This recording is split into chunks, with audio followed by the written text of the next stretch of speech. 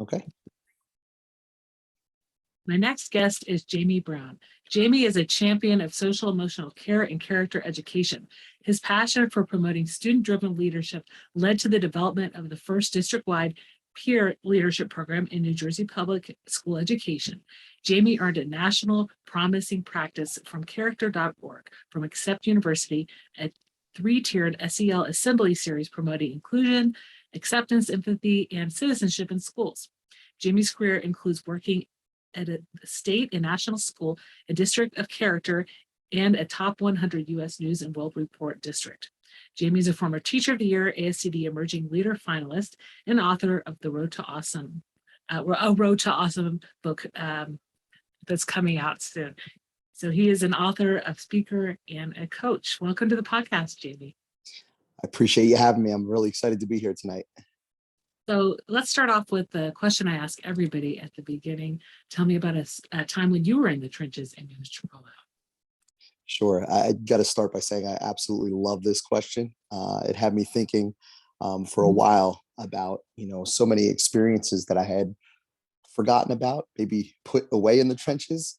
But my story starts with a letter that was about 10 years old that I had written to one of my graduating senior classes. It was a tradition I had every year. The last class of the year, I would write individual letters to each of my senior peers and a letter to the class. And the last line of this letter for this particular year read, "I hope you learn almost as much from me that I learned from all of you."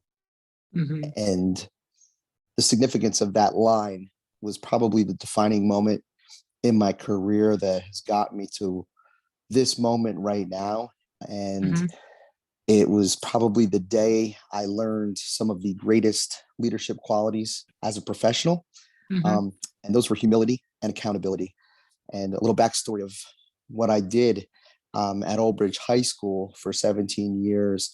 I was an English teacher, and then I got to be a peer leadership teacher, and ultimately the program director, and take it district wide. And I got to work with all of the seniors in this program every single year. And I was blessed and fortunate enough to where these seniors would spend 3 years building a resume, ultimately to apply for this program that was a service learning leadership program that was an actual course in their class. So the investment that they had made for 3 years proved how much it meant to them.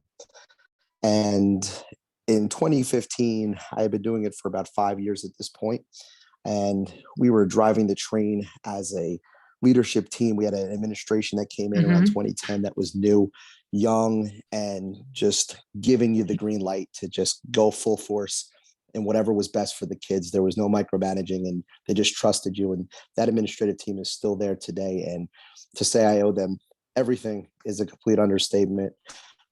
Principal Sasso is still the principal there, and he's just an incredible leader. And what we were trying to focus on in that change on the district's vision was to focus on character and kind of building relationships and hoping that would take care of some of the concerns we had and some of the numbers that we wanted to move the needle in a different direction in terms of chronic absenteeism, discipline, referrals, cuts, those kinds of things. So we had worked so hard and used peer leadership as the vehicle, the student leaders, to help collaborate with character.org in Washington, D.C. and apply for a state and national high school and school district of character. And to fast forward that part of the story, it ultimately happened. And it was a milestone in our school district, in our high school. We were a high school of almost 3,500, third largest in New Jersey, and a school district of almost 20,000 with 16 schools. So we were a massive district, and to gain those accolades were incredible. In that moment of time, I had also earned Teacher of the Year. I had earned a national promising practice for the second time from Washington, D.C. at character.org.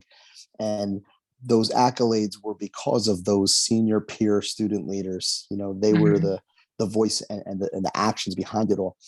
And after that, that following year, without realizing it, I had become complacent. And I think we all hit Okay. that moment in our career, especially when you get to that halfway point of like a 30-year Yeah. career. It's Yeah. almost like the educational midlife crisis, if you will. You start to question stuff, or you stop trying and putting in Yeah. so much effort, just like anything else, right? It's not just a teacher thing. And I guess I was doing that without even realizing it. And the biggest event that we had every year in our peer program was we went out to an overnight peer retreat. And the buildup for the month of September would usually happen the last weekend of September with the peer class. It was like you're going to Disney World. And Yeah. the first month was just literally spending time learning about each other, building relationships, and this anticipation of this event that, again, these seniors now had waited 3 years to be a part of. And they had siblings that had gone through it. And the only rule that they were told every year is they couldn't tell you anything about it. You just had to Hmm. experience it. So they Yeah. knew nothing, but thought they did. And they would build this t-shirt. That was kind of the last objective we would do. Would be days before we would leave. They would make class shirts, and there was about 6 classes every year. And each class had their own design, their own theme. And that was what we unveiled the night we got there. Hmm. And it kind of defined who we were. And that peer retreat was epic. It was amazing. Again, we were riding this high from the year before, all these accolades. And I guess around November, it was right before Thanksgiving, I felt different. I felt Hmm. like my class wasn't performing. I felt like peer wasn't giving me what it normally does. And I Yeah. really thought it was the class, and I remember thinking, oh my gosh, I can't believe I'm going to have to yell at a peer Yeah. class. Like, these are the best of the best, kind of thing. And I just remember just kind of walking in for a couple of weeks and just feeling that way. And then realizing, like, all right, I got to do something. I got to say something. And, I'm not a yeller. I'm not into that kind of stuff, but I I remember addressing it and just being like, guys, like, you waited 3 years for this. This is your moment. You're the leaders of the building. Like, you're taking this for granted. I just tried to give a speech that was meant to be motivational, but kind of, like, I'm not mad at you, I'm disappointed kind of thing. Hmm. And I Hmm. and I remember giving this speech and feeling real good about it. And one peer leader stayed after the class, and I could tell she was upset, and she was a little fragile, didn't like that kind of, stuff. And I could tell she was maybe going to cry. And I just asked her what was wrong. And, she said, that speech was meant for you. Hmm. Hmm. And it's the first time a student, you know, had said something to me like that. And I really didn't even understand, I don't think, in the moment. I remember just saying, well, you know what, listen, why don't you guys go home? I want you guys to talk as a class, because that's what they would do. And they would kind of like go over the day, and then they would meet tomorrow and reconvene. That would be the first 5 minutes of class. And I said, we'll talk tomorrow. And I remember I was angry. She was upset, blah, blah, blah. We left. I remember going home that night and just being like, what the heck did that mean? And just frustrated. Like, she didn't get it. She didn't understand. And the next day I came in and the class was already there. And I never in 20 years had rows, and never did the alphabetical order thing. I always had a circle. That was just my thing. I'm just not um anything but outside the box, because now everybody's outside the box. So I go back in or go underneath it or something. So my room always had to feel different. So they walked in, and typically they would wait for me, and we would all walk in together. And I remember Yeah. this was weird. And I walked in and they were already sitting down, and they said we wanted to go first, because normally I'd introduce the Yeah. period. And I said, okay. And one at a time, a couple of them started talking. And the thesis of what their message was to me was, you're not the teacher we signed up for. Oh, And I wow. remember one student, yeah. And I remember one student who ironically now works at the high school. She's incredible. And I knew she would, said, you're not the same person that brought us to the peer retreat. And I remember thinking, like, when you get challenged by a student, your natural reaction is like, go to the office or something, right? And Yeah. it was a little back and forth of that. And I just remember just listening, because I was frozen. And, they were saying, you taught us to speak up and, share our voice and have it be heard. And we just want you to know that, you haven't been giving us what you promised we were signing up for. Because they would go through a 3-week application process of group interviews, individual interviews, project adventure course. We had a peer night where they would do this obstacle course. It was a full ringer of so much. And again, plus, 3 years of community service that they had to show and bring to the interview process. So they had invested everything as a teenager. And I remember again, in that moment, there was no heated exchange. There was nobody yelling. It was just this gut check, this reality check of 17 and 18-year-olds telling me, who had been teaching at this point for 15 plus years, like, you're not the peer teacher we wanted. And if you knew me, that's all I was known for in the school, Yeah. was like Mr. Peer Leader, right? Like the guy who gets to go on all the trips and everything. And I mean, it hit me hard, but I remember before we could come to some conclusion, the bell rang, and I had them first period of the day. So I had to go through the whole day. Yeah. I was agitated. And I remember going home and really digesting everything. And I think the typical response when we're challenged emotionally is to be defensive. You find Yeah. resentment, you blame everybody but yourself, and you don't take responsibility. And I was doing just that. You go through well, you know what, then I'll quit peer. I won't be the teacher anymore. I'll just drop out and let them find someone else. And I really didn't have my answer to what I was going to do or how I was going to approach the situation, because I still didn't believe it was me. And it wasn't until the morning after, when I was driving to work, our one entrance to the building, if you got there at 7 o'clock on the dot, you'd go right into the building, no traffic. If you get there at 7:01, you get behind all the buses. And of course, this day I'm running late. So I was stuck in traffic about 100 yards from the school for about 30 minutes. That's just the typical routine, depending on when you get there. Yeah. And I remember really just getting lost in this thought and kind of playing back days and like, wow, yeah, you know what? Like, I'm not doing all those exercises of team building, relationship building. I'm not coming up with anything new. Yeah. I am sitting at my desk. I am, letting them talk a few more minutes and not getting rolling and not being energetic and being innovative with some of my lessons and just kind of going through the motions. And the more I thought about it, I remember getting teared up in the car on the way to school. I'm like, again, at this point, I'm like 20 yards away, about to pull in, and I'm crying in the car. I mean, and I'm like, it is me. Like, what am I doing? And I remember this feeling of humility, and again, in terms of a leadership quality, it's the hardest one to achieve, I think, as a professional. But if you get it, you can be a complete rock star. And I remember admitting in the car before I got out, I said, I gotta take responsibility for this. I gotta take accountability, which is another big piece, talk about, the book that I'm working on. Those are two big components that I hone in on over and over again. And I remember going into the next class, and they were ready for a war because they thought I was going to come at them again because I didn't apologize. They were ready to battle like teenagers always are. And I remember walking in, and all I said to them was, "You deserve better." And just like this, it was a pin drop for about 20 seconds. And I'm Yeah. like, my head, I'm like, somebody just do something. I don't care. Scream at me, whatever. And I remember this one girl, again, her mom worked there. She went off to be an incredible student athlete and just an amazing leader. And she said, "That's all we were waiting for, B." They always call me B. They said, "B, we're just waiting for you to take responsibility, just like you always taught us. We're proud of you." Wow. I mean, I would get choked up because I haven't thought about this until you asked me this question to think about. And probably the worst day or days of my professional career in terms of productivity leading up to that moment, and what transpired for the remainder of that year was one of the greatest classes I've ever had. Some of the best moments that were the hardest to accept and pin on myself.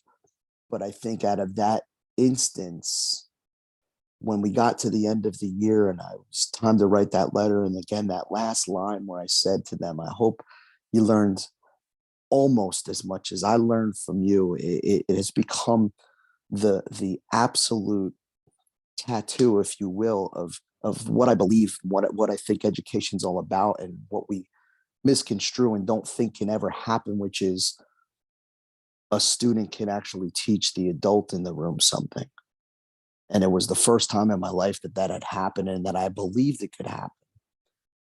Again, they were 17, 18. And that last day when I read the letter, they said, they're all crying. I'm crying. And I said, "I'm sorry, guys, if I cheated you guys in any way of your time," because we always talked about how valuable it was Never wish away your time. Any day you don't feel like coming in, just remember that's one last senior day that you get if you stay home or if you just ignore it. And they said to us, they said to me, you taught us to speak up. And Yeah. even when we were telling you, you were wrong, and they jokingly said, when you get so cocky sometimes and you got your little ego, they said, you still listen to us and we'll never forget that. And for me, that's my coming out of the trenches is in that moment, in that graduation ceremony. I remember sitting there staring at my seniors thinking, we had done it, not me. We as a program, we as a class, we as a school, we as a district, we had finally lived up to what we were trying to achieve, which is truly live empowering student voices, not just making it be lip service, not having it be a painting or a mural on a hallway wall. And that was the first time I had ever seen it. And if you're ever lucky enough as an educator or anyone who hears this to experience that, there is nothing more powerful, more memorable, more emotional and rewarding as an educator, no matter what role you play, than to know you played a role and a part in giving your students a voice, and a strong enough one to even challenge you. And coming out of that trench, ever since that day, that has been my mission. That is my vision, no matter what role I've played. Even in what I'm trying to do right now, that is the purpose that I'm trying to serve, is to help educators, whether you're a teacher, a support staff, VP, principal, superintendent, feel that, experience that, and have a school culture led that way. I appreciate you asking that question, because again, that was, I thought about it for a long time, and it was even hard to kind of trench up that story. But when I tell you, I was going over it this morning, thinking about it again and looking at some old pictures, and man, it feels good. It feels really good to share that. So I appreciate it. Thank you. Well, I'm glad I was able to provide that platform, and, that you were able to tell that in such vivid detail about kind of what led up to that moment, right? And just that trust that the kids had in you to be able to call you out. And the fact that you didn't really see that right away, right? You were resentful, and you came back the next day when you had to, it just happened to be fate that you had to wait in the bus line. Always. Right? So, I mean, that's like you said, that's the goal, like that we are able to build the relationships with our students enough that they can have that, share their voice. They can call even adults out when need be. And so now you're working with curriculum development in the ACCEPT program. So tell me kind of how you transition from the role of teacher into working with character.org and doing character ed with them. Sure. So, again, while at Old Bridge Public Schools in New Jersey,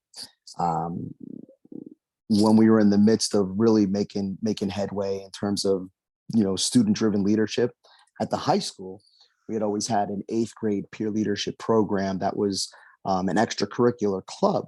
And around the same time, again, because of my peer leaders, they said we spent a lot of time, focusing on this building, but the problems happen before they get here.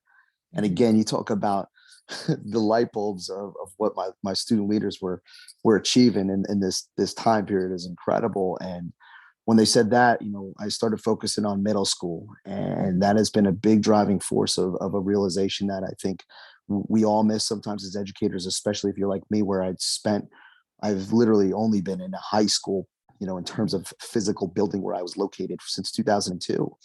And, once you walk into the middle school, you really have some honest conversations with students, with counselors, with, administration, and you start to hear what they're going through. I wanted to start to develop, programs and concepts that reached the kids before they reached me, if that makes sense, in a physical capacity, in terms of getting to the high school. And the district I was in, it was like I had 3 opportunities to do so, because we had an elementary set, 10 elementary schools. It was 12. We had 2 middle schools, so they went to that transition.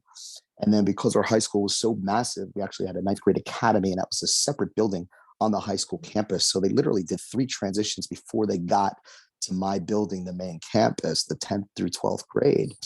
So my goal was to set up opportunities to have, again, the student voice lead the train of pro-social change in terms of inclusivity, acceptance, citizenship on and offline. And I focused in on middle school, and again, getting the green light from my Principal Sasto, and the APs there. They're just awesome. Mr. Alveri and Mr. Mazurek.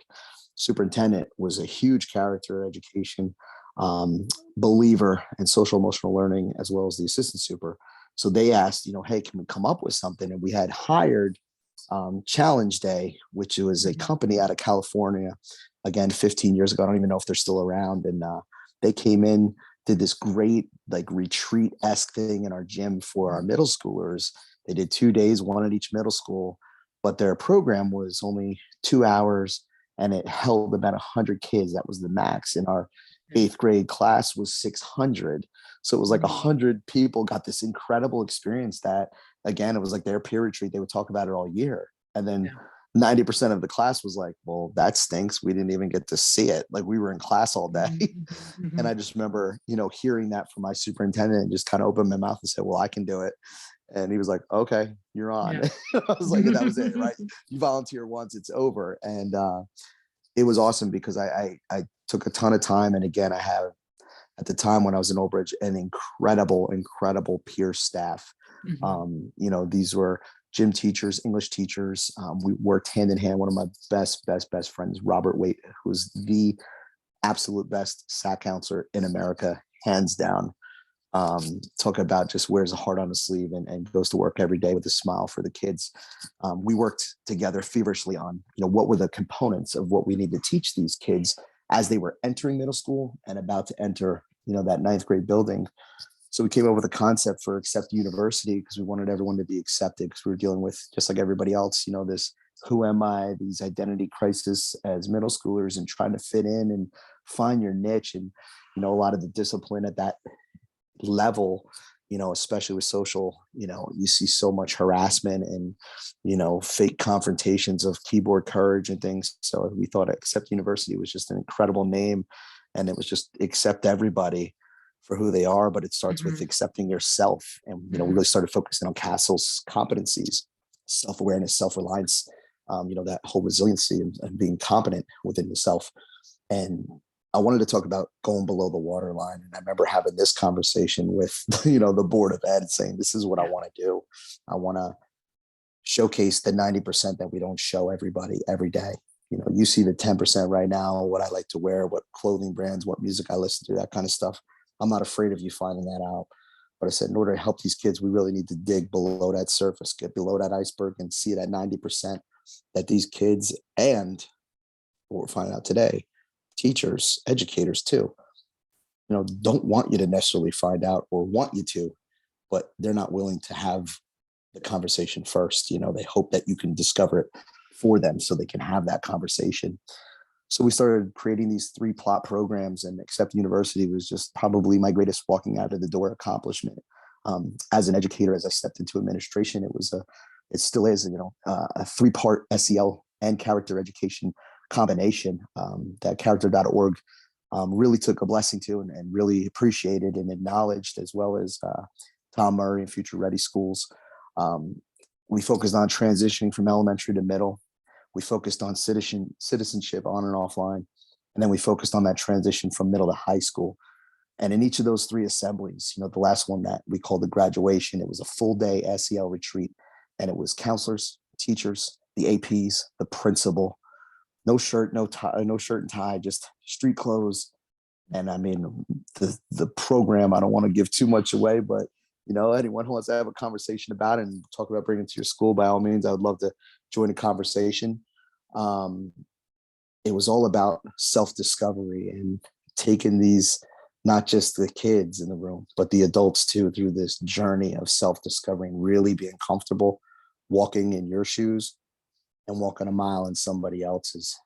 And all I can tell you is the experience, it created a culture of inclusivity, again, acceptance and tolerance, respect. And the results were astounding in terms of, after this became a staple every year for the last 3 or 4 years I was there, we saw discipline go down. We saw class cuts go down. We saw academic achievement GPA go up. We saw participation in extracurriculars skyrocket to where our goal and our mission and our slogan was, there's something for everybody. And our goal was to have 100% participation, which we had when I left. And chronic absenteeism, which was a big one at our time, being such a massive school and district, plummeted in the right direction. And, that's what Accept University is all about, discovering who you are again. And there's no discrimination because it's kids and adults in the room together doing it collectively as a team, and seeing that each of them be vulnerable with one another. Walking out of that, again, in the middle school, that was their retreat. And when I would come back into that building a month later to kind of do my first follow-up, as I would do every couple of weeks, every single time, including the first one, you'd see such a change. You'd feel it. It's almost like when you walk into a concert or you're going to see your favorite team, you just had that energy. It was different. And when I say I'm proud of that, it's when you're looking to invest in changing a culture that's toxic, maybe, or that's broken, or in this case, during the pandemic, that's exhausted. That was the mission. This was obviously pre-pandemic. We're talking right around 2015, 2016. I created that, but, mental health has always been here, concerns, emotional, distress and anxiety, depression, fear, loneliness, incarceration, loss, alcoholism, divorce. Those have always been there in terms of, issues that students and adults have been dealing with. I think the pandemic just put a microscope on it and magnified it and amplified the voice of it. So we'd start really paying attention, and that's kind of where I am today, is taking the opportunity. If there, I don't want to say there's a silver lining in the pandemic, but if it is in education in any way, it's that I feel like we're finally addressing in order what's most important. Mm-hmm. And that's so inspiring to hear kind of how that program evolved, and you made that not only the transition from middle school to high school, but also the elementary, because that's just as important, learning those skills of acceptance and humility. And then something that you pointed out as well was going back after you've done that program and doing a check-in, right? Because a lot of time you get somebody to come in and, it's one and done, right? But actually checking in and seeing how it's working a month or so later, I think is crucial when somebody's trying to implement something. Yeah. Absolutely. And that was the most difficult part of it all when I was in it. And still is today, in my new role right now. What I'm doing is when you can convince, the powers that be to let you do something, right? Like in an assembly format, or, some sort of, we're going to take the kids out of class. Like that's always like the number one thought, right? Is like, this can't bring value, right? You're just taking away instruction time, which I understand, I guess, as an administrator now. But when I said that after it was all done, and, we started finding out the real problems that were in the school. And I mean, mental health concerns with now young adolescents. We're not in the high school even. When I said I want to come back, that was a tough battle. Yeah. It was kind of like so many people were like, no, never again. No, we don't want to know this stuff. No, it's not our job. No, we shouldn't be doing this. Don't bring it up again. It took us 3 weeks to have everyone stop crying and blah, blah, blah, and I'm like, but that was a good thing. That was a good thing. You finally took the top off the pot that's been boiling forever, and we're helping these kids. And it wasn't until some of the adults who had participated in it, whether they were teachers, again, the counselors, class advisors, when they started sticking up for me and saying, no, we need him. It wasn't we need him to come back with his kids. That it was validation, but again, it showed where the real value was. It was just like you said, coming back. Yes, the moment was great. The day is awesome, but I've always prided myself in everything that I do, whether it's an assembly, whether it's, a faculty meeting, whether it's just I'm going to meet with these groups of student leaders. It's not a one and done, because that was always my frustration in this unique program that I was fortunate enough. I would, bring in these people to talk. And like you said, they come in, give this bang up keynote for 60 minutes and I never hear from them again. That's it. It's like the relationship dies. It's like a first date and it's over. And I think it's so important. I appreciate you saying that, because that's truly where value is. When you do come back and you keep investing and let somebody know, like, no, I'm here beyond this. The buy-in is real. The buy-in's authentic. And again, that needle moves in the direction you want it to when you get that. Yeah. And like you said, it does take a little bit of convincing. If there's the budgets, there's a lot of, the time out of class and everything. But like you said, it's being able to have the adults speak up and say they really need you back. It's so important. Let's transition a little bit to talk about your book. You're contracted with Road to Awesome. So tell me about the title, at least the working title, and what people can expect from the book, and if you have any idea of publication date. Sure. So there is definitely no title. I was thinking, I've been working, but right now, especially, I don't know when we'll be airing. I don't want to put anything out there that won't be there. Let me start by definitely saying, as you mentioned, sign with Road to Awesome Publishing. Darren Peppard, complete rock star. I can't say enough about him and how blessed and appreciative I am that he has taken a chance on me, has believed in my story, my why, my vision, my mission, what I'm trying to do here. And, I owe that man a lot, and I'm so happy that I got to meet him. In the same vein, Dr. Brandon Beck, he's another one of my coaches right now, who's working with me. And just another complete rock star. But both of those guys, not even on professional, but personal level, they are two amazing people. So when you hear this, look them up, get to know them, connect with them, because they're just, they will make you a better person just as much as they'll make you a better professional.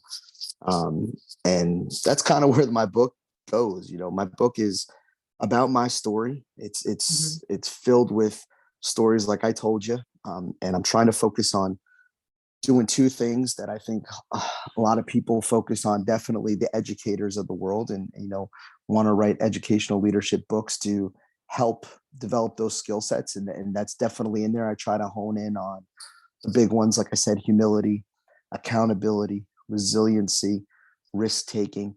And it's a book about learning off of my own beats. The thesis is about a varsity jacket that I was chasing ever since I was a little child, and I never achieved in athletics. But it talks about, and the book starts about talking about chasing something that you've put on such a pedestal and given it so much value. And when you get there, you realize it's not really worth as much as you thought it was. And I talk about how I've earned my varsity jacket and trying to help other people find theirs in a different vein, and I found that through experiences with my student leaders. And, the book is there to help educators focus on compassion over curriculum, relationships over rigor. And I don't mean to downplay academics by any means, but what I'm saying is showing how if you go below the waterline and you really dive in and get to build authentic, intentional, genuine relationships. And I mean teacher to teacher, administrator to administrator, administrator to teacher, teacher to administrator, teacher to student, student to teacher, administrator to student, student to administrator, all across the board. Books focusing on creating three things. We always talk about the whole child. And I think that in the pandemic, we're realizing we can't just jump into that, right? Because we're finding out now that how much educators are struggling. I've been focusing on, and the book focuses on, what I call whole teacher. We have to model as educational leaders how to support and encourage educators to talk about what they need and have their voice be heard, have them be seen, have them be celebrated, so they know how to do it for the child in the classroom. And I think that's where we've been missing the mark for decades, is that we've always just jumped to the whole child. But I think if it goes whole teacher first, and we get ourselves right, then we can help create the whole child. And then ultimately, the trifecta is you create a whole community. And again, some of my stories will show you how I was able to do that, and talk about, building partnerships with community members and letting the parents in as opposed to being scared to do so. And, every chapter is going to be filled with, tricks of the trade, tips on how to create positive interactions, again, in the building and outside of it with everybody who's a stakeholder. And again, when I say that compassion over curriculum, relationship over rigor, it's, if there was a thesis for the book, it's really just showing that if you focus on building relationships first, two things happen. You'll have more time than you've ever had to get through more content than ever before. And you'll create an environment where people want to be as opposed to have to be. Yeah, well, I'm really looking forward to seeing that when it does come out. And, there's a lot of things you alluded to already in your story on the podcast. And I think, the best thing people can do is just to follow Road to Awesome on social media, right? For updates on when the book comes out. Absolutely. Yeah. I'm hoping I'm a little more than halfway through right now. I'm probably going to definitely be done writing the manuscript sometime this summer for sure. And then, then it's just waiting for it to get to publication. So it'll be here sooner than later. I'm looking to get it out there again, just so I can help as many educators. But, the key to my book, my manuscript, I want it to not only help educators, but I want to write it for the students too. I want students to be able to pick it up just as much as an educator and learn from it and apply it. That's the goal. Yeah.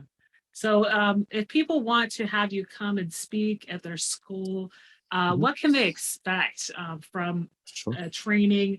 And is it a one, like you said, you always come back, but is the training you usually give, is that like a 2-3 hour thing? Is it both for students and for staff? Like, kind of walk me through what that looks like. Yeah, so Jamie Brown Leadership offers everything. So Accept University is a once in a lifetime experience that is highly interactive. Like I said, really showing and modeling how to mesh social emotional learning and character ed together. It can be just for your students. It can be for both students and staff, or it can be for your staff. When I come and speak, I cater to whatever is needed in terms of wherever I can bring value or however I can bring value. So if it's a faculty meeting, a keynote, a 2-hour PD session, full day, when you bring Jamie Brown Leadership to your school, I'm there for the day. So it's whatever you want. It all starts with me joining the conversation that you're already having as a leadership team. So, my goal and what you can expect in terms of when you invest in me, I invest in helping you, rebrand a positive school culture and climate, revitalize one that might be, broken or in need of repair, or, make something great that's already good. So there's no wrong, there's no I can't. It's whatever you need. It's catered, hour wise. But like I said, if you bring along me to your school, I'm yours for the day. And yes, the follow-ups are available, so I can cater and create whatever it is, however long or short, big or small, whatever you're looking for, students, teachers, and administrators. Great. Well, we've talked about so much today on the podcast in terms of your book, your experience when you had this class working with your students and how they called you out, and then developing the Accept curriculum. Out of everything we talked about on the podcast, what's one thing you'd like listeners to remember? How important it is to hear, see, and celebrate not just your students, but your staff. And I'm really speaking to the administrators, the educational leaders who have the ability to start the change. How important it is to see and hear everybody. It's right now, it's more important than ever. Yes, I understand we've got curriculum. I understand we've got dates we got to get through. But if you put that to the backside, as we now see, what kind of repercussions that can create, and how much that can make us, be working backwards longer than we need to. So value everybody, see everybody, be proactive, don't be behind a desk, be visible, be approachable, and be proactive, in supporting everybody. And then you will have a school, a district, and a community that is all in, always, in all ways. That's great to end with, because I think those are the best leaders, the ones that are serving the community and working with the staff to see what they need, because it trickles down then to the students afterwards. Where can people book you and connect with you on social media? Yeah, absolutely. I love being on social. So if you're looking to, start a conversation with me and talk about, bringing me in, jamiebrownleadership.com. That's JAMIEBROWN leadership.com. I'm on Twitter, leadership_JB, and Instagram, Facebook, YouTube is Jamie Brown Leadership. You can subscribe to my YouTube page, whatever you want. Hit me up on any of those, and I will absolutely connect with you, even if you just want to collab and be in a conversation together on social. I love doing that too. But if your school needs something, you're looking for something, you just want to share ideas, by all means, please reach out. I love hearing stories from educators all over the world. That makes me happier. It's been a pleasure having you on the Out of the Trenches podcast today and having you share your story. This is hopefully going to inspire the listeners, and that they'll reach out to you with thoughts from listening to the episode. Thanks so much for being my guest today. Thank you so much for having me, Dana. I had a blast. Thank you.